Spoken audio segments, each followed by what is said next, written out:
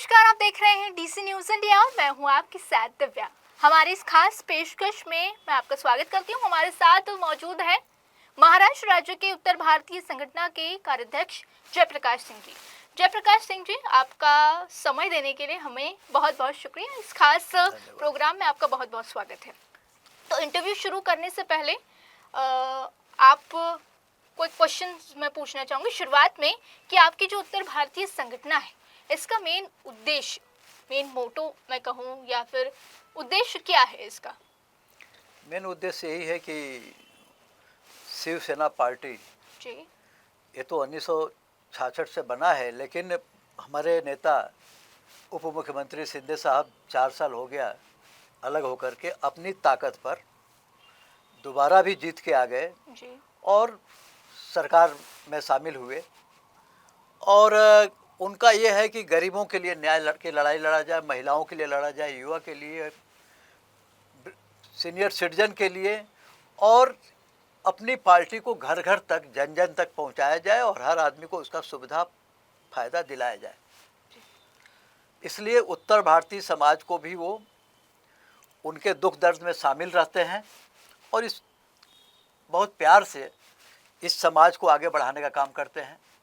जो लोग उत्तर भारतीय समाज के मिलते हैं उनको उन्होंने अच्छा प्रोत्साहन दे करके, अच्छा उनको मान सम्मान दे करके जगह देते हैं। जैसे मेरे जैसा एक साधारण कार्यकर्ता को उत्तर भारतीय संगठन शिवसेना का महाराष्ट्र का कार्याध्यक्ष बनाया है। जैसे आपने अभी जो महाराष्ट्र के उप मुख्यमंत्री है एकनाथ शिंदे जी, इनका विवरण किया, तो ऐसा मैं समझूं कि वो जन के नेता है, जमीन के नेता है, जमीनी स्तर पर लोगों से जुड़ाव रखते हैं और स्पेशली उत्तर भारतीय लोगों के साथ काफी उनका जुड़ाव है, ऐसा मैं समझूं? बिल्कुल बिल्कुल। 1 साल पहले जब वो मुख्यमंत्री थे तब की बात बताता हूँ कि एक यादव परिवार खुदाई कर रहा था रोड का, रोड में धंस गया। और L&T कंपनी वाले ने उसकी कोई सुनवाई नहीं कर रहे थे जी। उनको जब कहा गया तो 2:30 बजे रात को आए देखने के लिए और उसी समय कंपनी को उन्होंने डांटा। कंपनी ने 50 लाख का चेक दिया उस परिवार को नौकरी दिया, उस परिवार के पढ़ाई की मदद किया। उसके बाद उन्होंने बोला कि हमसे जो मदद चाहिए हम भी तैयार हैं देने के लिए, और उन्होंने दिया। तो 2:30 बजे रात को, 2 बजे रात को उनको कहा जाता है तो दौड़ के आते हैं। उत्तर भारतीयों के काम के लिए आते हैं, बाकी के तो लिए दौड़ते ही हैं, उत्तर भारतीयों के काम के लिए। कोई बीमार पड़ जाए पार्टी का कार्यकर्ता सीधे हॉस्पिटल जाते हैं। वो देखते नहीं कि ये दूसरे पार्टी में है या मेरा दुश्मन है, वो भी नहीं देखते, सीधे हॉस्पिटल जाके देखते हैं। जिस तरीके का आप बता रहे हैं, आपने कहा कि आप उत्तर भारतीय संगठन के कार्याध्यक्ष हैं, उनके लिए काम कर रहे हैं, तो आप हमारे दर्शकों को आपके अनुभव में से बहुत अच्छे किस्से ज़रूर बताइएगा कि आपने अब तक उप मुख्यमंत्री एकनाथ शिंदे जी के साथ काम करके कैसा आपको लगा, आपका अनुभव कैसा रहा, और कुछ एक किस्से जो आप पर्सनली बहुत पसंद करते हैं और बहुत ही अभिमानित, गौरवान्वित महसूस करते हैं खुद को कि आप उनके साथ काम कर रहे हैं। वो इतने प्यार से बात करते हैं और वो पूछने में कोई शौचाते नहीं है। वो बोलते हैं अगर बिहार में क्या भाषा बोला जाता है, वो बड़ी प्रेम से पूछते हैं कि हमको बिहार में किसी को नमस्कार करना है तो क्या कहना है, हमसे पूछें। और मैं बताया हूँ कि बिहार के लोगों को नमस्कार करना है तो इस तरह से कहिए, उत्तर प्रदेश के लोगों को इस तरह से कहिए। किस तरीके तो से किया जाता है नमस्कार बिहार में? हाँ, सबके गोड़ लगाई छी, मिथिला का भाषा था, उनको कहा गया, उसी भाषा में उन्होंने मिथिला के लोगों को, बिहार के लोगों को कहा। बिहार में गए प्रचार करने के लिए तो बिहारी भाषा में बोल करके प्रचार किए। तो ये हम लोगों से पूछते हैं कि यहाँ के लिए क्या बोलना चाहिए। वो सोचाते नहीं है कि हम बहुत बड़े नेता हैं, एकदम साधारण बन के रहते हैं। जिस ड्रेस में हमको शुरू से देखे, आज भी हम उसी ड्रेस में देखते हैं कि वो उसी ड्रेस में रहते हैं जो उनका पोशाक है। ये नहीं कि कोई कोट, कोई जैकेट, कोई ये वो, ऐसा कुछ नहीं। उसी ड्रेस में सुबह से कॉमन मैन बन कर रहते हैं। वो उप मुख्यमंत्री और मुख्यमंत्री बन करके काम नहीं करते, वो कॉमन मैन बन करके काम करते हैं, एक साधारण आदमी बन के काम करते हैं। और हर साधारण आदमी जो बुलाता है वहाँ जाते हैं। थोड़ा लेट फेट होता है लेकिन निश्चित जाते हैं, जाना नहीं छोड़ते, इनकार नहीं करते जो जहाँ बुलाता है। आपने कहा कि कॉमन मैन, हाँ। सरकार में कॉमन मैन के प्रतिनिधि के तौर पर वो काम कर काम रहे करते हैं। हैं। कोई ऐसा आप किस्सा बता सकते हैं कि रात बेरात वो पहुंचे हो कार्यक्रम में, उनके शेड्यूल के हिसाब से देरी हो गई हो और रात बेरात वहां पहुंचे हो, कोई किस्सा ऐसा? वही मैं बताता हूँ कि देरी के सवाल नहीं, 2:30 बजे रात को उसी के लिए यादव परिवार के लिए आए, पोईसर के रहने वाले थे वो लोग। 2:30 बजे रात को आए और उसी समय एल&टी कंपनी के लोग भी आ गए जी। उनका प्रोग्राम देख करके, और उसको पूरा सुविधा दिलाए, जो कि लगभग 15-20 दिन बीत चुका था, कोई कार्रवाई नहीं हो रहा था, उसको रोज़ ढूंढा जा रहा था, वो मिल नहीं रहा था, मिला भी नहीं। मशीन के साथ समुद्र में कहाँ गायब हो गए, अभी तक मिले नहीं, लेकिन उनको पूरा मुआवजा ये सब मिला। मशीन भी धंस गई, लेकिन वो आए, ये सुनते ही आए। तो ऐसे कितने उत्तर भारतीयों के लिए वो दौड़ के आते हैं। अभी कोई मारा जा रहा है रेलवे में, कोई किसी का और भी हुआ, वो तुरंत सुने, तुरंत उसकी सुनवाई किए। और हम लोगों से मिलने के लिए अगर जाते हैं, मिलते हैं तो बड़े प्यार से मिलते हैं, प्यार से समझाते हैं, प्यार से पूछते हैं। और हम लोग जिस दिन ज्वाइन हुए जी। उस दिन हम संजय अनुपम जी के साथ ज्वाइन किए। हम लोग कांग्रेस में थे, मैं प्रदेश उपाध्यक्ष था। तो उन्होंने कहा कि हम जिसको कोई सम्मान दे देते हैं, जी। वो सम्मान हम वापस नहीं लेते, भले ही वो छोटा आदमी हो। इसलिए आप लोगों के लिए जो मैं किसी को दे चुका हूँ वो तो दे चुका हूँ, आगे का रास्ता सब खुला हुआ है। ऐसा कह करके उन्होंने हम लोगों को लिए। जी। हम लोग टिकट मांगने गए थे निरुपम जी के लिए, वाइकर साहब को टिकट दे चुके थे। कहीं हम किसी को भी कोई सम्मान दे देते हैं तो भले वो छोटा आदमी हो बड़ा आदमी हो, उसको मान सम्मान हम वापस नहीं लेते हैं। आप लोगों के लिए अगला सब दरवाज़ा खुला हुआ है, इस तरह से कहे, और उसी तरह से निभाते आ रहे हैं। बिल्कुल। आपने कहा कि आप कांग्रेस में थे, उपाध्यक्ष के तौर पर आप कार्यरत हैं। शिवसेना शिंदे गुट में आप उत्तर भारतीय संगठन के कार्याध्यक्ष हैं। क्या महसूस करते हैं, वहाँ का अनुभव और यहाँ का अनुभव किस तरीके का है, अलग अलग है, कैसा है, क्या अनुभव करते हैं? सबसे ज़रूरी बात, मेरे लिए पद बड़ा चीज़ नहीं था जी। मैं वहाँ भी पद पर प्रदेश उपाध्यक्ष था जी। बेसिक का। लेकिन जब से राहुल गांधी, कांग्रेस तो स्लो पॉइजन दे ही रहता है हिंदू के खिलाफ, जी। लेकिन लोगों के दिमाग में घुस नहीं रहता है कि ये वक्फ बोर्ड, पर्सनल लॉ, मुस्लिम के पक्ष में सब कर रहा था, लेकिन आदमी को डायरेक्ट घुस नहीं रहा था। जब से राहुल गांधी का नेतृत्व आया, हिंदू हिंसक होता है, ये होता है, वो होता है, हिंदू के खिलाफ बोलना चालू किए, पाकिस्तानी भाषा चालू किए, देश विरोधी भाषा चालू किए, तो हम लोगों का मन वहाँ से हट गया। शिवसेना में हम इसलिए आए कि हम अपने देश हित की बात करेंगे, अपने धर्म के बारे में बात करेंगे, हम अपने देश के खिलाफ नहीं रहेंगे, हम अपने धर्म के खिलाफ नहीं रहेंगे, हम अपने भगवान राम के खिलाफ नहीं रहेंगे। और शिंदे साहब को भगवान राम का तीर धनुष मिला हुआ है, राक्षसों का नाश करिए और तीर धनुष से राम राज्य लाइए, आगे बढ़िए। तो ये हमारे धर्म की विषय है, हमारे देश की विषय है, इसलिए हमको बड़ी खुशी से ये काम करने को अच्छा लगता है।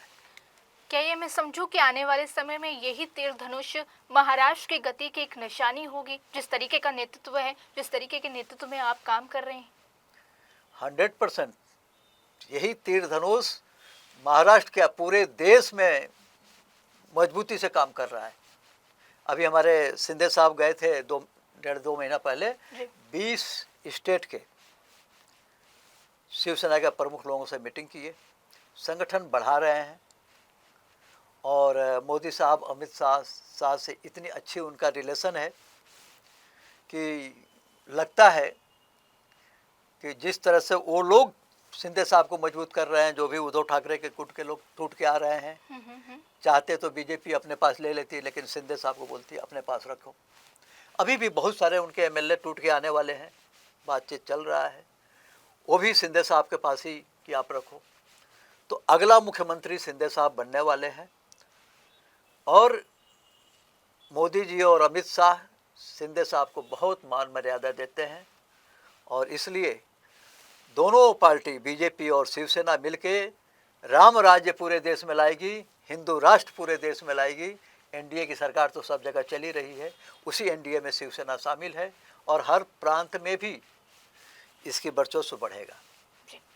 आपने कहा कि इस तरीके की सारी चीज़ें होने वाली हैं, रोड मैप आपने बताया और कुछ खुलासा भी आपने किया कि कुछ लोग आने वाले हैं, पर फिलहाल अपडेट आप नहीं दे पा रहे हैं, जो हाँ, होगा तब आप अपडेट आएंगे दें। आएंगे। उत्तर भारतीय संगठन, उप मुख्यमंत्री एकनाथ शिंदे वाली नेतृत्व वाली शिवसेना आने वाले समय में राज्य के अच्छे के लिए, राज्य के प्रगति के लिए आप कौन सी पद्धति जो है यूज कर रहे हैं, या क्या आपके अपकमिंग प्रोजेक्ट्स है उसके बारे में अगर आप बता पाए। सबसे पहले तो शिवसेना का जो उद्देश्य है जी कि हम हर परिवार से जुड़े, उस परिवार में बच्चा है, नौजवान है, लड़की है, लड़का है, बूढ़े हैं, उनके लायक लगभग 3,000 से ज़्यादा सरकार की योजनाएं हैं। जी तो उस परिवार में कोई लड़की है तो उसको बचपन से लेकर के डॉक्टर और इंजीनियर करने तक का जो फीस लगता है वो सरकार देती है। वो फ़ायदा उस घर को मिलता है कि नहीं, वृद्धा के लिए जो सुविधा है वो मिलता है कि नहीं, नौजवान के लिए जो सुविधा है मिलता है कि नहीं, हमारी लाडली बहना को जो पहला पेन चालू की योजना 1,500 महीना देना, वो हमारे शिंदे साहब जब मुख्यमंत्री थे तो उन्होंने चालू किया, आज तक चालू है। और हमारे शिंदे साहब कहते हैं कि ये कभी बंद होगा ही नहीं, हमेशा चालू रहेगा और बढ़ता रहेगा। और जिन लोगों को नहीं मिलता है उन लोगों के लिए भी फिर प्रयास किया जाएगा कि उन लोगों को भी दिलाया जाए।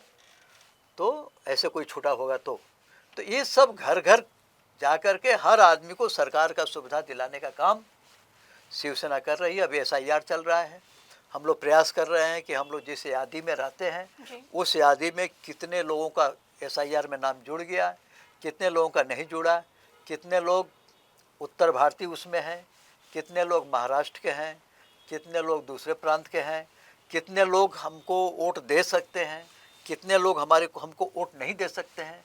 इस काम में हम लोग तेज़ी से लगे हैं। उसके बाद हम पूरे महाराष्ट्र में, विदर्भ में, कोंकण में, पश्चिम महाराष्ट्र में, इस सब जगह हमारा टीम खड़ी हो गई है और हर जगह उत्तर भारतीय संगठन का पदाधिकारी नियुक्त किए जा रहे हैं। लगभग 5,000 आदमी का लिस्ट आ चुका है कि उत्तर भारतीय संगठन महाराष्ट्र में 5,000 लोग पदाधिकारी बन चुके हैं।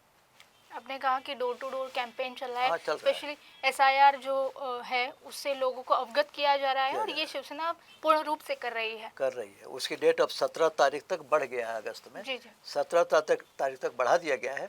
लगभग 70% लोग जुड़ चुके हैं जो हमारे वोटर हैं। जी 30% अगर कोई गांव गया है, इधर उधर है, उसका दूसरी जगह नाम वगैरह है, वो हम लोग इस बीच में पूरा कर लेंगे।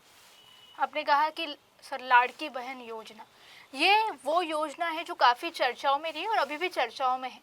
विपक्ष की ओर से कई टिक्का टिप्पणियां की गई सरकार की ओर पर कि भाई ये सरकार जो है लोक लुभावन के लिए ये योजनाएं जो है बनाती है, सिर्फ चुनाव के लिए है, अभी लोगों में पैसे नहीं आ रहे, 6-6 महीने पैसे नहीं आ रहे, इस तरीके की चीज़ें।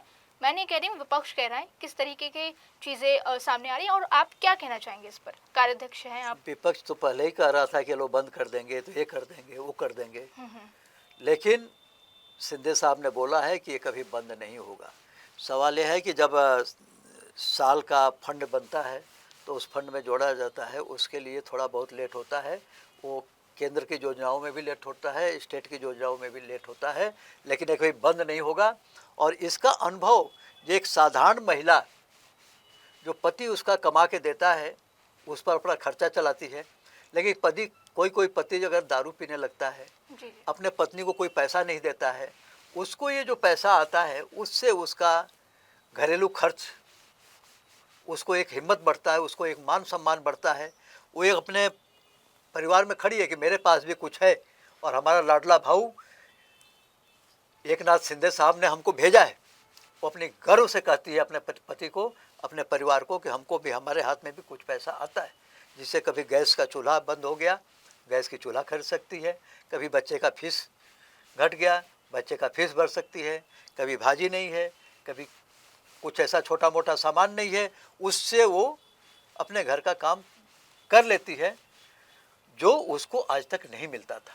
वो अब मिलना चालू हो गया है और ये हमेशा मिलता रहेगा, बढ़ता ही रहेगा। ये हमारे शिंदे साहब ने वादा किया है, वो मिलता रहेगा और चलता रहेगा।